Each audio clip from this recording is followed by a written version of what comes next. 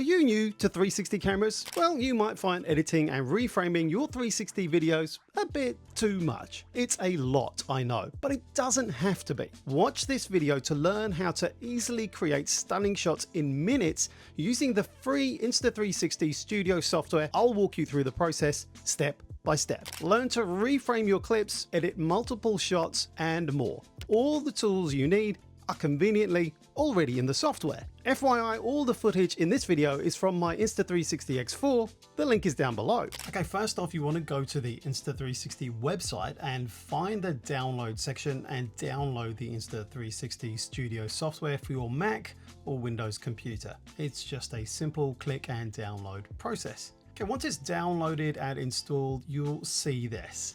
So let's get started. Insert your SD card, which I've got selected here, and you can hit the plus or open files. I'm just gonna hit the plus here. And you can just pick the files that you want to add. Now, this is a much easier process with the X4 as they've changed the file structure to just be one file for a video rather than having to select two, one for each lens, which you had to do before.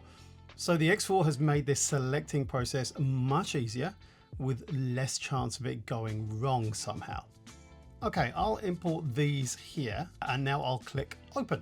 So now on the left-hand side of the Insta360 Studio, it'll find all these shots and have them neatly organized and ready to edit. At the top, you'll notice the SD card option, and the other options include files from your local computer for importing, files stored in Insta360 Plus's new cloud service, and plus your marked favorites as well. Okay, I've just selected this clip here and let's have a look around the interface because it is so user-friendly. A quick overview is all you will need in order to get started.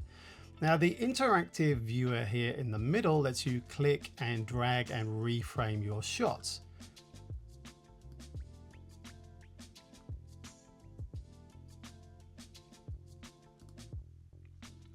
Now, the icon here displays a full 360 view in a 2:1 aspect ratio, which is equi-rectangular. Now, on the right here, you've got settings for stitching and processing. Let's have a look through these. You've got stabilization already turned on, so that's great. Now, stitching's only needed if you've used extra stuff like lens guards or a dive case or something like that with your Insta360. So unless you're having major stitching problems, which I'm not, you should not need to be going into this menu. Okay, then there's the media processing, which is packed with color and clarity tools, though I find the clips are usually sharp and vibrant enough without any further tweaking. But if you do need to color correct your video, it's best to do it within your chosen video editor, unless you're using this Insta360 Studio for the entire editing process, and I'll come on to that because you can do that. But you know, feel free to play around with the basics of these if you want better colors or contrast and so on. I basically don't really feel I need to do that at all here. Now, you also see here a setting for motion ND. So that's that kind of like blurry feel that you can get, which is really good for conveying like speed when you're walking along. We'll talk about that a bit later. But also here's color restoration. If you are doing underwater footage, this is where you color correct and do all that stuff automatically by just hitting that toggle switch. Okay, here you can just look at the audio mode that's been chosen. Here you can see that it is direction focus that's chosen here, or you can choose different audio modes here after the fact, which is really cool. You can add a logo to the bottom of your 360 videos if that's what you're looking to do. And then there's clip management here, and that's for making different versions of a shot. And below that, we've got all the file properties that show all the shot information that you've got. All right, the timeline here at the bottom of the Insta360 Studio window reflects the selected shot. So I can just move this along and find where I want to be in the timeline. So you can see as I click along, it updates the video to where it is in the clip. Now I can use the magnifying glass to zoom in and out, make the timeline smaller or bigger down here. And I can also change the aspect ratio just here. You can see the different options that you can have. I would use 16:9 for YouTube, 9:16 for something like TikTok and Instagram Reels, and 1:1 for a square. So like an Instagram post or something like that, or on Facebook. Now I'm sticking with 16:9 on this one. And underneath that, you'll find here, this is taking a screenshot, and this is to go into full screen mode. Okay, let's talk about trimming and favoriting your clips in Studio. So you can begin by picking the best sections of your 360 videos by removing any extra footage and trimming the beginning and the end.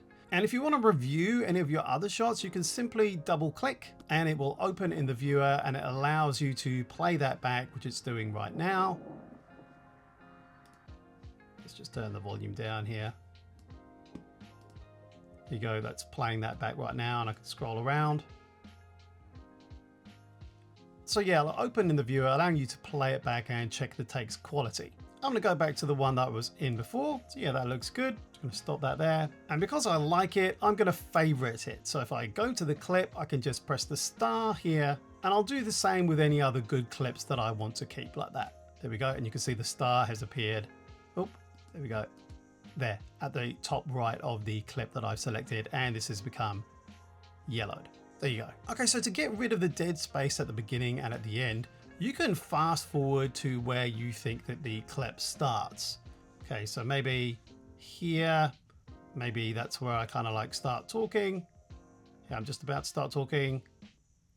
Let's say it's there.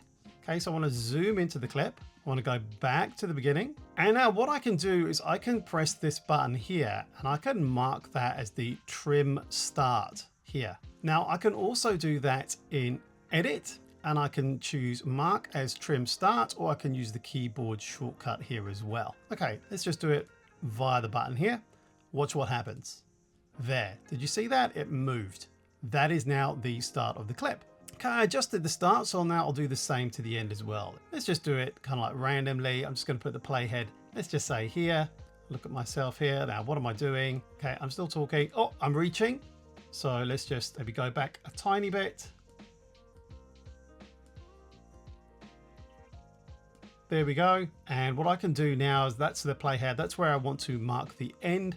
And I can press this icon here, or I can go back to the edit menu like I showed you last time, and here's mark as trim end, and there is the keyboard shortcut, but I'm just going to do it from this icon here. Watch what happens right here when I press that.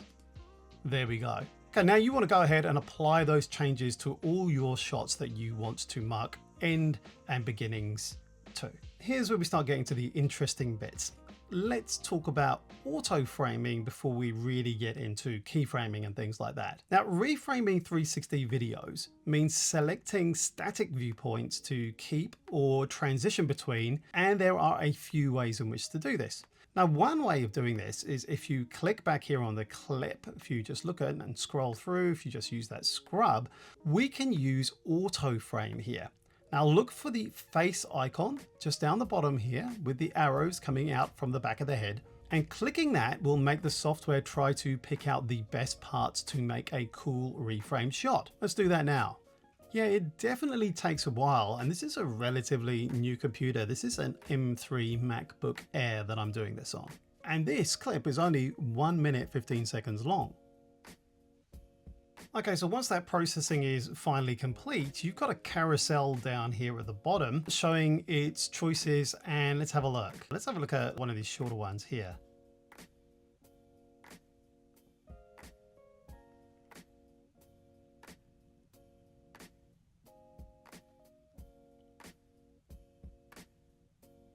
Okay, it's okay, but I think I can do better myself. So, normally I find these quite disappointing. They're okay if you're kind of like, it's stuck for time, but you can see it doesn't take a short amount of time for you to be doing that. That took at least 5 minutes.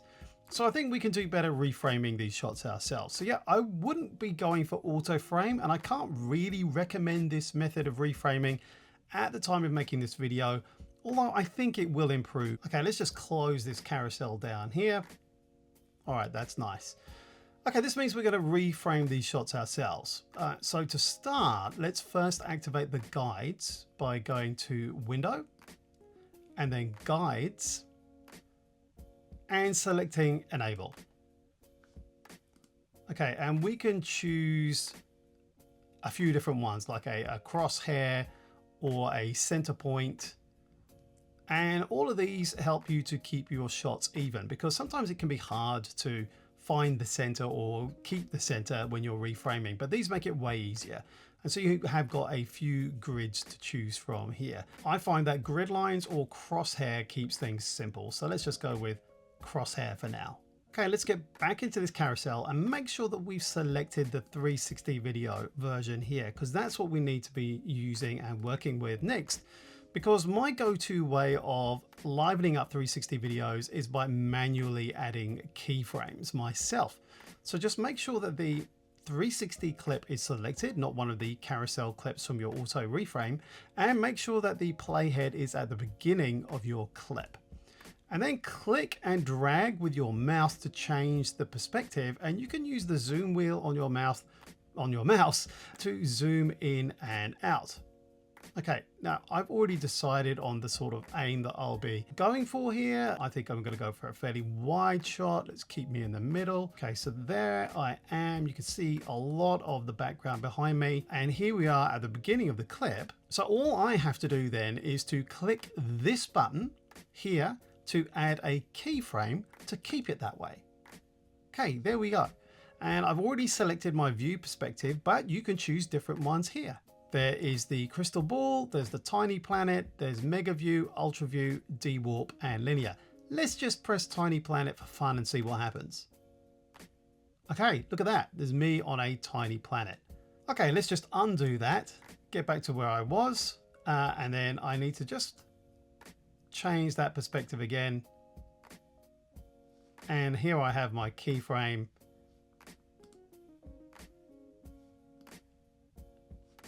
And I'm done there. Okay, so if I go back to that keyframe, you can see that position is locked in. Okay, so that is now the starting view for our clip. Now, when I play the clip forwards, you'll notice it's not quite right. So it's just kind of like going off center there a little bit. So what I need to do is just press stop there, and I'll adjust it to where I want it to be by dragging the viewer until it looks right. Now I like that, so I'm going to add another keyframe there.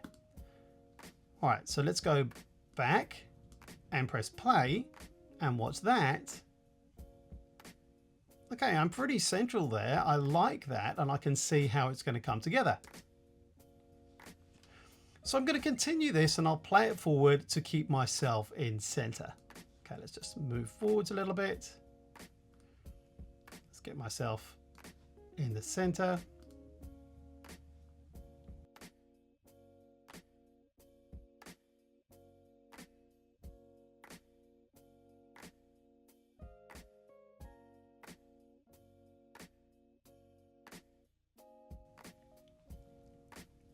Okay, so I've got to the end here. Whenever I moved out of the center, I repositioned myself and added a keyframe. And so what I've done here is kept the same perspective for the first few seconds of the video. And then when I got to around about here and then here, you can see I've gone a little bit more zoomed out until I am around about here. I'm in a tiny planet. So you can see that I've got creative. I've shifted my viewpoint to do something different in the middle of the shot. So you just move the clip forwards, find the next spot for the next keyframe, and then use the mouse to zoom and reposition for the shot and place another keyframe. Okay, let's just replay from here and you can see what we've got.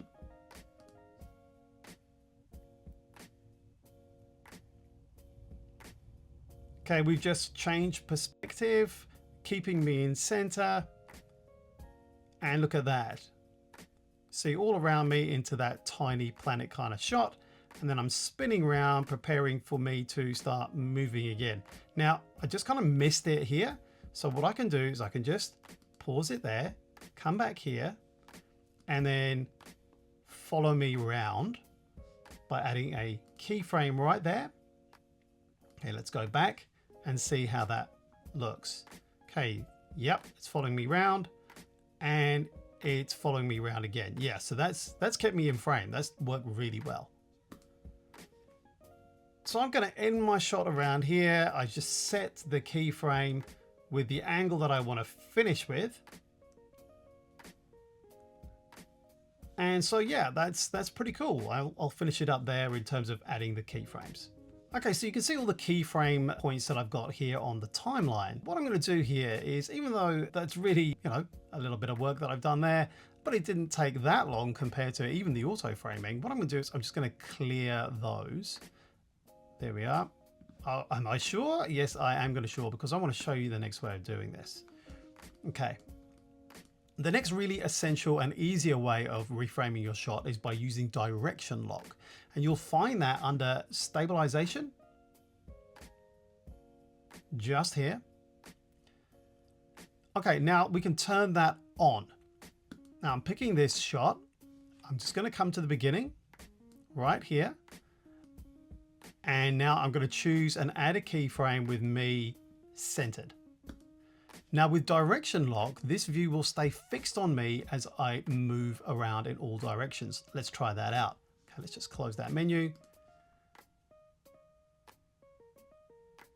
Now, look at that. As you can see, I'm walking around, but direction lock is keeping me perfectly centered. Whereas if I had it switched off, this one fixed keyframe that I had is going to make it stay locked forward on the first direction that I set.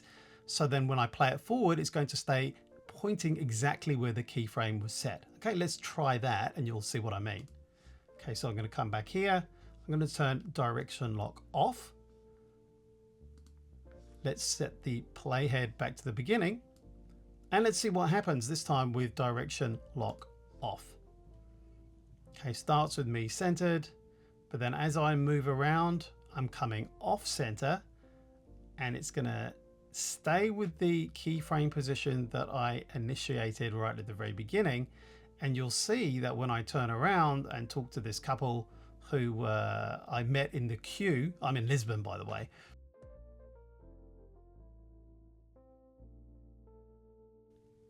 So I'm just off to the side now, you can see. So yeah, and now it's very much off to the side. Now it's not a bad shot, but it's not actually what I wanted. So if you want a camera to stay pointed in one direction, like a POV shot or from a car, that's when I would recommend using direction lock here. And if you're thinking about your editing whilst you're shooting, this simple toggle switch can save you quite a large amount of editing work too. So yeah, it's a hot tip for you. Direction lock is a really nice shortcut to use. Okay, let's just come back here to this keyframe. Let's just delete that keyframe, which I can do just here with that X mark there, because I'm going to tell you about another way to follow someone, and that's deep track. So if you select the icon here, which is just above the timeline, that is the deep track icon just there. Let's just get me centered in before I press that. Okay, there's me. You can see the whole of me. Now I'm going to press deep track. Now I can choose my subject here. It says, please drag with the left mouse button to select the tracking target or click the automatically identify tracking target. You can see I've got a tracking target here, and I've got a tracking target here as well that it's identified within this shot. Now what I'm going to do is I could press that, but what I'm going to do is I'm going to drag this over me like that. And now I can say I'm going to start tracking. And now this will go through the whole of the track as long as I want it to, and it's tracking me and keeping me perfectly centered regardless of my movement. Okay, we'll just let that go for a little while. Okay, let's stop tracking there. And you can see there's this green line here now on for the first sort of like 7 seconds of this clip. Now, if I click on that green bar on the timeline, I can change the zoom and fisheye settings, whatever works for you. So over here, let's say I start there. Let's do this as a D-warp view. So that's a little bit more to, punched in, and we can see that that's how it will play with that D-warp view. So you can choose whatever works for you. Okay, so that covers all the different ways to reframe your 360 videos here. For 95% of my projects, I manually add keyframes, but I do tend to use deep track quite a lot as well. Now, this is because it gives me pretty precise control, and it means that you make the creative decisions and you're not relying upon the software to do it for you. That could be good if you're in a quick rush, but if you really want good results, take control of those creative decisions as much as possible. Okay, now let's focus on speed. I have footage of me walking in more or less a straight line along a street in Lisbon. And the clip is about 3 minutes long, but I plan to speed it up and add a motion blur. So speed it up and motion blur for a dramatic zooming kind of effect. So to do that, just go to your video's first frame first. And now you can click the time shift option, which is here, this lightning bolt. Now clicking that lets you select the video section to adjust the speed. Now I'd like the whole thing to be faster. So you can see this red line that's now available. I'm gonna get right to the end over here. Now what I can also do here is to select the speed. So I'm gonna select the speed to be 8 times faster, as you can control it. Now it defaults to having the motion blur enabled on the right. So, and I actually like that effect. So let's check that out. Let's go back to the beginning, which we are here, and let's press play.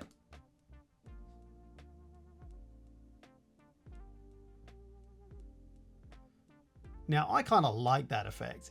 Now keep in mind that the previews generated by the software are compressed and it may appear a bit pixelated compared to what you'll get in the final product.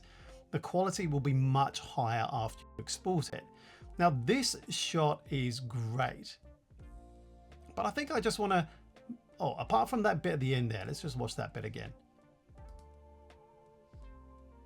Oh yeah, you see where I changed direction. Oh, well, that's okay. I can edit that out afterwards. Okay, so far we've been editing each shot individually. If you're using another editor like CapCut or DaVinci Resolve or Premiere Pro or LumaFusion, you'd be exporting your clips by now, and I'll show you how to do that in just a moment. But first, let's just check out this Insta360 feature. It lets you edit multiple clips at once, so you might not even need another editor. Go to Project at the top here and click it. Okay, now make a new project. Okay, we'll just call this sub test project because we're really imaginative. Okay, so you can select your aspect ratio and frame rate. I'm just going to leave it on automatic so it'll find the frame rate automatically, and then I will click confirm. So in this new Insta360 Studio window, you can edit your clips together easily, just drag and drop. And you'll notice that if you had keyframes, it will have the keyframes that you had in there earlier as well. You can add as many keyframes to the timeline as you like. Okay, let's just grab a few randomly. Let's just not keep them very long. Let's just put this one down here. Let's put this one in here afterwards. Let's grab this one and let's grab this one, and we'll just add one more. Here we go. You can actually move them around on your timeline as well, which is cool. And you could do the same thing as you were doing when we were working on the other page in just the media page. We can drag the timeline lengths as much as we like. We can come in here into this shot and we can add keyframes like this here into our shot. We can move the position as well as we're looking at the editor.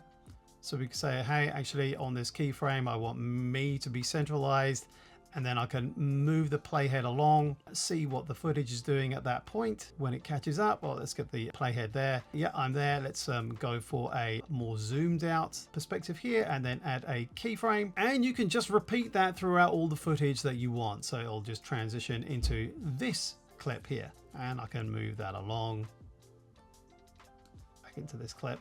I need to move the playhead into this clip. There we are. And you can see me here in this clip. And maybe I can do what I like here. I can zoom in or zoom out, whatever I like to do.